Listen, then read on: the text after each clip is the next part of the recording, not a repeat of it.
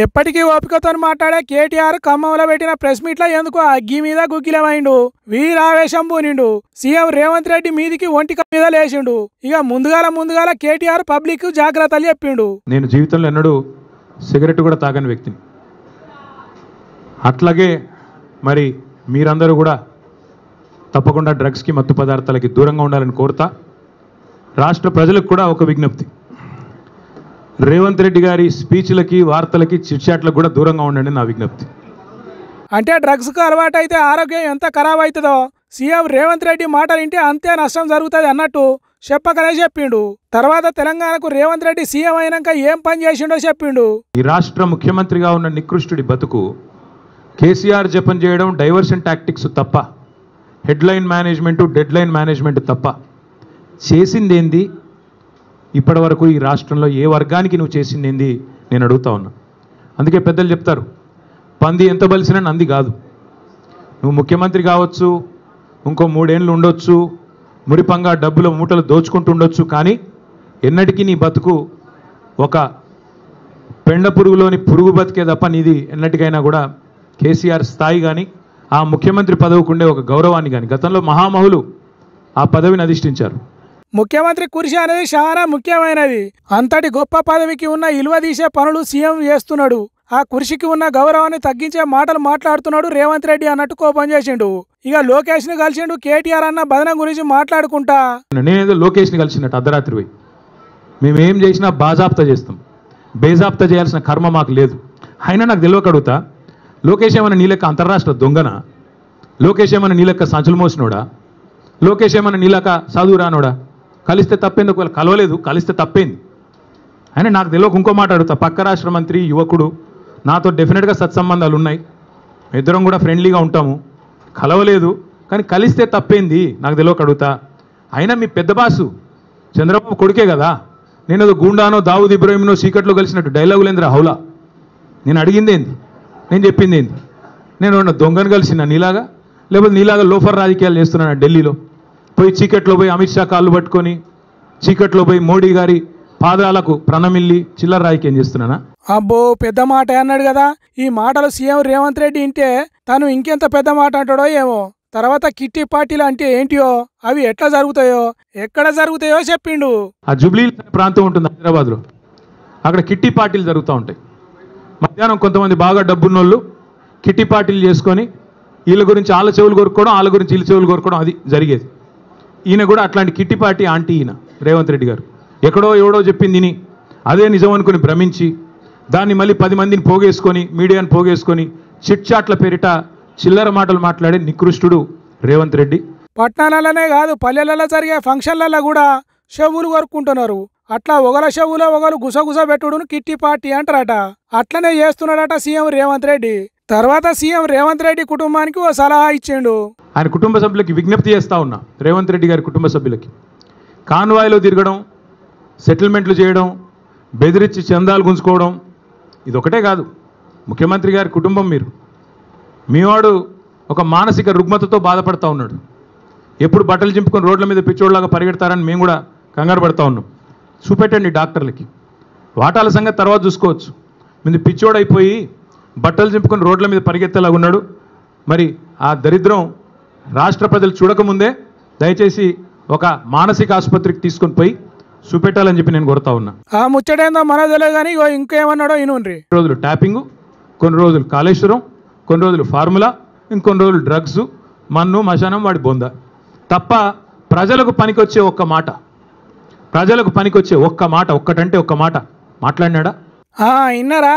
దాని పేరు దీని పేరు చెప్పి కాలం వెళ్ళదీసుడు తప్ప జనానికి ఒక్కటంటే ఒక్కటి పనికొచ్చే మాట మాట్లాడలేదు సీఎం గారు అని అంటున్నాడు. ఇక ఈ ప్రెస్ మీట్ నడిమిట్లా ఓ విలేకరి 6 గ్యారంటీల సంగతి ఏంటి అని అడిగితే, 6 గ్యారంటీలు అమలు అవుతున్నాయి, పక్కా అవుతున్నాయి, 100% అవుతున్నాయి. ఏంటి 6 గ్యారంటీలు? ఒకటి, ఫస్ట్ గ్యారంటీ అనుముల సోదరుల కోసం భూదందాలు గ్యారంటీ బ్రహ్మాండంగా చేస్తున్నారు.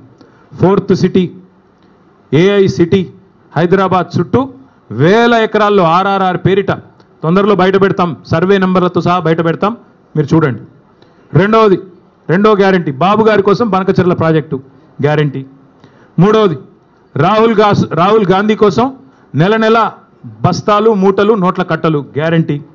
4వది బావమరిది గారి కోసం అమృత్ కాంట్రాక్ట్ 1137 కోట్లు ఇప్పుడు మళ్ళీ సింగరేణిలో కొత్తది ఇచ్చాడంట, ఇంకోటి ఇచ్చాడంట, అది కూడా రేపు ఎల్లుండి బయట పెడతాం. 5వది గ్యారంటీ ప్రశ్నిస్తే అక్రమ కేసులు అరెస్టులు ప్రతిపక్షాల గొంతు నొక్కడాలు నిర్బంధాలు అణచివేతలు. 6వ గ్యారంటీ నెలకొకసారి ఢిల్లీ గ్యారంటీ, నెలకు ఒక్కసారి కాకపోతే 4 సార్లు ఢిల్లీ గ్యారంటీ, అక్కడ పోయి చీకట్లో మోడీ కాళ్ళు పట్టుకోవడం గ్యారంటీ. ఇది తప్ప నువ్వు ఈ 6 గ్యారంటీలు తప్ప నువ్వు అసలు చెప్పిన 6 గ్యారంటీలు ఎక్కడ పోయినాయి నేను అడుగుతా ఉన్నా. అగో ఆ 6 గ్యారంటీలు తప్పకుండా అమలు అవుతున్నాయి అట.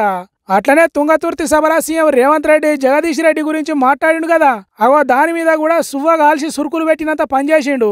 ఇంకా మా జగదీష్ రెడ్డి గారిని పట్టుకొని నిన్న కాక మొన్న 3 ఫీట్లు ఉన్నాడు అంటున్నాడు. ఈయన పెద్ద అమితాబ్ బచ్చన్ అన్నట్టు తిప్పి కొడితే నువ్వు 3 ఫీట్లు లేవు, నువ్వే పెద్ద పోటుగాడు లాగా ఆయన 3 ఫీట్లు ఈయన డైలాగులు.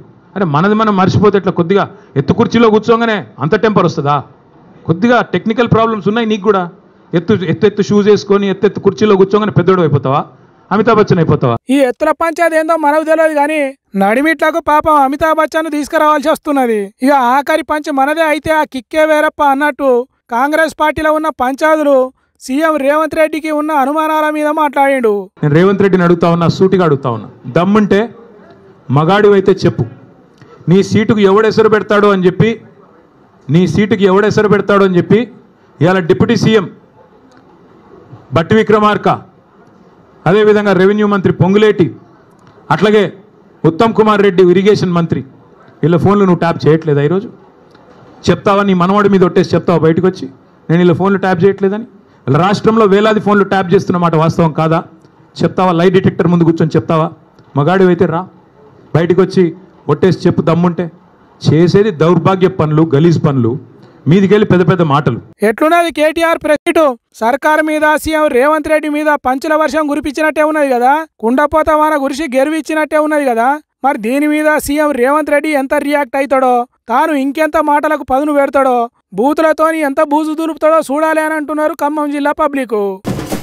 ఇన్ని రోజులు బనకషర్లా ఉన్నదని ఒకరు, దాని ముచ్చటే లేదని ఇంకోరు మాట్లాడిర్రు. కానీ ఏపీ మంత్రి నిమ్మల రామానాయుడు ఈ ముచ్చట్ను పంచలు చేసిండు. ఏదైతే మొన్న జరిగినటువంటి ముఖ్యమంత్రుల సమావేశంలో కూడా చంద్రబాబు నాయుడు గారు కూడా చాలా క్లియర్ గా చెప్పినటువంటి పరిస్థితి, ఈవేళ రాష్ట్రాలు వేరవచ్చు, పార్టీలు వేరే అధికారంలో ఉండొచ్చు, కానీ తెలుగు ప్రజలందరూ ఒక్కటే. గోదావరి నీరు వృధాగా సముద్రంలోకి పోతూ ఉంది. అవకాశం ఉన్నంత వరకు తెలంగాణ ఉపయోగించుకోండి, అవకాశం ఉన్నంత వరకు ఆంధ్రప్రదేశ్ రాష్ట్రం ఉపయోగించుకోండి. అల్టిమేట్ గా ఆ వృధాగా పోయే నీరుని ఉపయోగించుకుని తెలుగు ప్రజలందరూ కూడా బాగుండాలనే ఆలోచన మేము కూడా వ్యక్తం చేసినటువంటి పరిస్థితి. ఖచ్చితంగా రాబోయేటువంటి రోజుల్లో ఆ సిడబ్ల్యూసీకి అన్నింటినీ కూడా పర్మిషన్ తీసుకుని ఆ పర్మిషన్స్ ప్రకారమే ఆ యొక్క ప్రాజెక్ట్ ని నిర్మాణం చేస్తామన్న విషయాన్ని సందర్భంగా తెలియజేసుకుంటూ. ఆహా, ఎంత చక్కగా చెప్పిండో ఇన్నరా. పోలవరం బనకచెర్ల కట్టి తీరుతారట. ఉత్తగా పోతున్న నీళ్లను 2 రాష్ట్రాలు ఉపయోగించుకోవాలి, బాగుపడాలి అన్నట్టు చెప్తున్నాడు. అవును, వాడుకోవాలి, కానీ ఎప్పుడు? గోదావరిలో ఎవరి వాటా ఎంత అనేది తేలినాక కదా ప్రాజెక్టులు కట్టుకునేది, పనులు మొదలు పెట్టుకునేది, ఎట్లా వాడుకోవాలి అనేది, ఎక్కడి నుంచి ఎక్కడికి తరలించాలి అనేది 2 రాష్ట్రాల వాటాలు తేలినాక కదా. మరి ఇవేం తేల్చకుండానే బనకచెర్ల కట్టి తీరుతాం అంటే ఎట్లా? ఫస్ట్ అయితే మేము కట్టుకుంటాం, తర్వాత సంగతి తర్వాత చూసుకుందాం అన్నట్టే కదా. కట్టిన ప్రాజెక్టులు ఎట్లా తీసేయరు కాబట్టి, వాటికి ఇవ్వాల్సిన నీళ్లు ఇచ్చి తీరాలి అంటారు కాబట్టి ఇప్పుడు ఇట్లా తీయగా మాట్లాడుతున్నాడు.